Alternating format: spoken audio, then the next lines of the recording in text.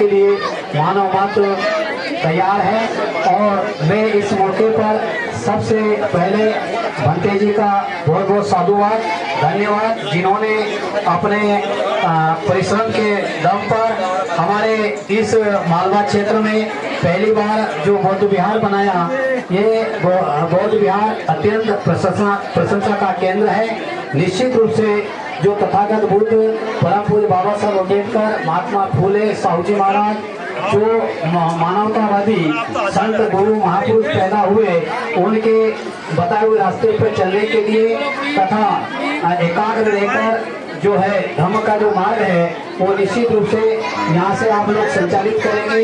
इस कार्यक्रम में आप लोग, मेरी जो समाज है, जो बौद्ध समाज है, उनसे मेरी अपील है कि वो समय समय पर आकर इस कार्य को मंदिर तक पहुँचाने में माननीय भंते जी का सहयोग करें। और निश्चित रूप से यदि हम सब लोग सहयोग करेंगे तो इससे भी आगे हमारा समाज जा सकता है। धन्यवाद। जय भीम, जय भारत।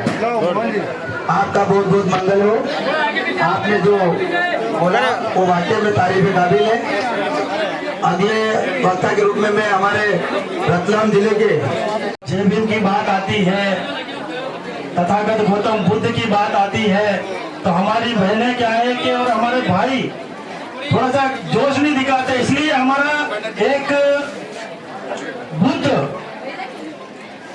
बुद्ध धर्म का विस्तार नहीं हो पा रहा है।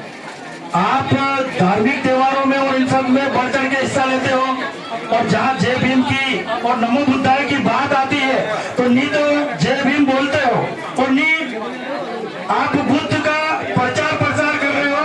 इसलिए जातिवादी लोग और जो लोग बुद्ध धर्म को खत्म करना चाहते हैं, बुद्ध की स्मारक पर और बुद्ध की मूर्तियों पर टीले टपके और सिंदूर करके बुद्ध का नाम मिटाना चाहते हैं, वो सक्रिय हो रहे हैं आपके इस पीछे। तो आपको नमो बुद्धाय सुबह शाम बोलना चाहिए। किसी से मिलते हैं तो जिस तरीके से अपन जय भीम बोलते हैं, इस तरीके से आपको नमो बुद्धाय बोलना चाहिए।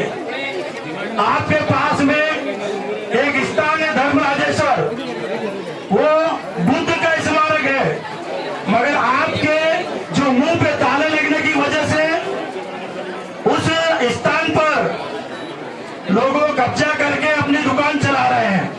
ये बात सबको पता है, ऊपर तक है। इस माइक में आवाज कम आती है, इसलिए जो भी मेरे भाई सुन रहे हैं, मैं आप सभी से ये गुजारिश करता हूँ, तथागत गौतम बुद्ध के रास्ते पर अपने बच्चों को चलाए, अपने परिवार को चलाए। बुद्ध एक और चीज मैं यहाँ पर आपसे वादा करके जा रहा हूँ, यहाँ पे हमें गणेश राम जी साहब ने कहा है कि यहाँ पर सर एक कोचिंग खोली जाए, तो उस कोचिंग में किताबें मोहन परियार की तरफ से रहेगी, बोर्ड मोहन की परियार की तरफ से रहेगा, कोचिंग का मैनेजमेंट मोहन परियार की तरफ से रहेगा।